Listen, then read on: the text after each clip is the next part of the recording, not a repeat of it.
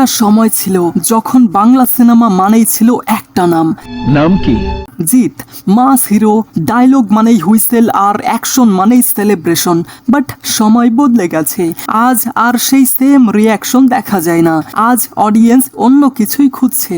তাই প্রশ্নটা এখন খুব সরাসরি আর খুব সিম্পল, জিৎ কেন আগের জায়গায় নেই? কেন তার গ্রোথ থেমে গেল যেখানে দেব এগিয়ে গেল?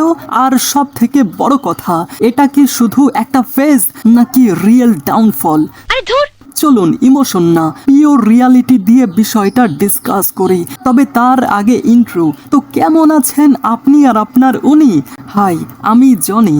চলুন শুরু করি।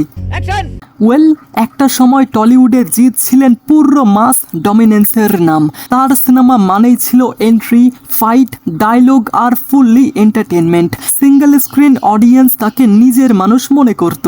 অ্যান্ড উই অল নো এই জায়গাটা তৈরি হতে অনেক বছর সময় লাগে, আর জিৎ সেটা খুবই শক্তপোক্তভাবে তৈরি করেছিলেন। আর এদিকে দেব তখনও নিজেকে স্ট্যাবলিশ করার লড়াই করছিলেন। তবে জিৎ ছিলেন অলরেডি স্ট্যাবলিশড স্টার। সহজ করে বললে রেসের শুরুতে জিৎ এগিয়েই ছিলেন, কিন্তু প্রবলেমটা শুরু হয় তখন যখন অডিয়েন্সদের টেস্ট বদলাতে শুরু করে। সময়ের সাথে সাথে মানুষ শুধু হিরো এন্ট্রি চায় না, তারা স্টোরি খুঁজতে চায়, like character depth, emotion and family connection. এই জিনিসগুলো খুবই গুরুত্ব পেতে শুরু করে। এই পরিবর্তনটা ধীরে ধীরে হলেও এটা খুবই পাওয়ারফুল ছিল। আর এখানেই জিৎ একটু পিছিয়ে পড়েন, কারণ তিনি অনেকদিন ধরে একই সেফ ফর্মুলাতেই থাকলেন। যেই জিনিসটা একসময় তার সব থেকে বড় স্ট্রেংথ ছিল, সেটাই ধীরে ধীরে লিমিটেশন হয়ে যায়। এদিকে দেব একদম অন্য রাস্তা বেছে নিলেন। তিনি রিস্ক নিলেন, লাইক প্রডিউসার হলেন, নতুন জনরা ট্রাই করলেন, ফ্যামিলি ওরিয়েন্টেড সিনেমা করলেন এবং নিজের ইমেজকে ব্রেক করলেন। যেখানে জিৎ নিজের কমফোর্ট জোনেই থাকলেন, সেখানে দেব তার কমফোর্ট জোন থেকে বাইরে গিয়ে অডিয়েন্সদের নতুন এক্সপেকটেশনটাকে ধরলেন এবং এখানেই দুজনের জার্নি আলাদা হয়ে যায়। গত কয়েক বছরের দিকে তাকালে একটা প্যাটার্ন দেখা যায়। জিতের সিনেমা রিলিজ হলে ইনিশিয়াল বাজ থাকে, এমনকি ওপেনিংও খারাপ হয় না, কিন্তু প্রবলেম হয় পরে।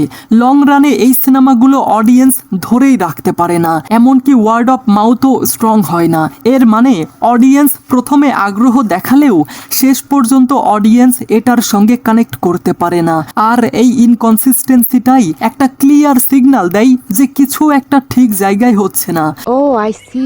ওকে, তো এরপর আসে প্যান ইন্ডিয়া ফেজ।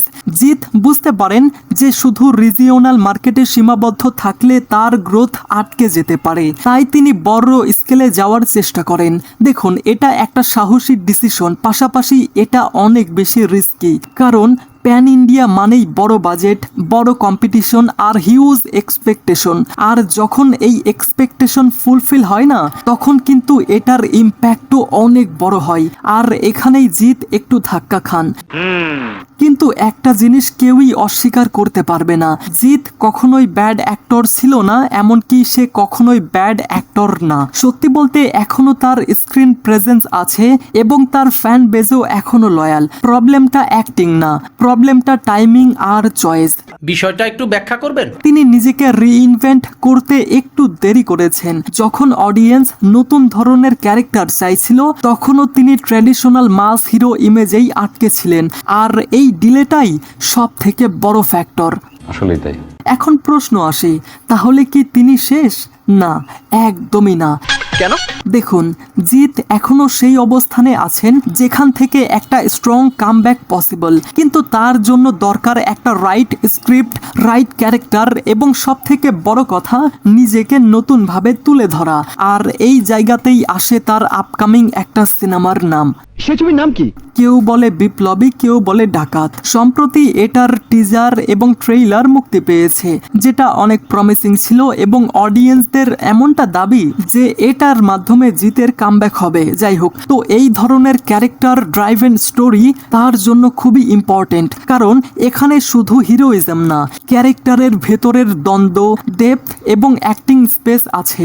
সত্যি বলতে অডিয়েন্স এখন এই জিনিসটাই তো খুঁজছে, এই জিনিসটাই তো তো অডিয়েন্স চাই। দেখুন, যদি এই সিনেমায় তিনি ওভার দ্য টপ না গিয়ে কন্ট্রোলড পারফরমেন্স দেন, যদি স্টোরি স্ট্রং হয়, তাহলে অবশ্যই এটা তার জন্য টার্নিং পয়েন্ট হতে পারে। আর ইতিহাস কি বলে জানেন? ইতিহাস বারবার একটা কথাই বলে, যেই অ্যাক্টর সময়ের সাথে বদলায় সে টিকে যায়, আর যে দেরি করে সে পিছিয়ে পড়ে। জিৎ বর্তমানে পিছিয়ে পড়েছেন কারণ তিনি দেরি করেছেন। বাট একটা কথা মনে রাখবেন, গেম কিন্তু এখনো শেষ হয়নি। আর কিছু? তবে শেষ কথা একটাই, জিতের ডাউনফল মানে তার ক্যারিয়ার শেষ না, এটা জাস্ট একটা ফেজ। যদি তিনি এখন একটা সঠিক সিদ্ধান্ত নেন এবং নতুনভাবে নিজেকে প্রেজেন্ট করেন, তাহলে অডিয়েন্স তাকে আবারও অ্যাকসেপ্ট করবে। হ্যাঁ, হয়তো আগের মতো আনকন্টেস্টেড ডমিনেন্স আর আসবে না, বাট স্ট্রং একটা কামব্যাক এখনো পুরোপুরি পসিবল। আর সেই গল্পটা শুরু হতে পারে তার পরবর্তী কিছু ডিসিশনের উপর। দেখা যাক। তো গাইস, এই সমস্ত কিছু জানার পর জিতের বিষয়ে আপনার কি মতামত? আপনাদের যে কোনো মতামত অবশ্যই কমেন্টে জানাবেন। ঠিক আছে। Thanks for watching guys.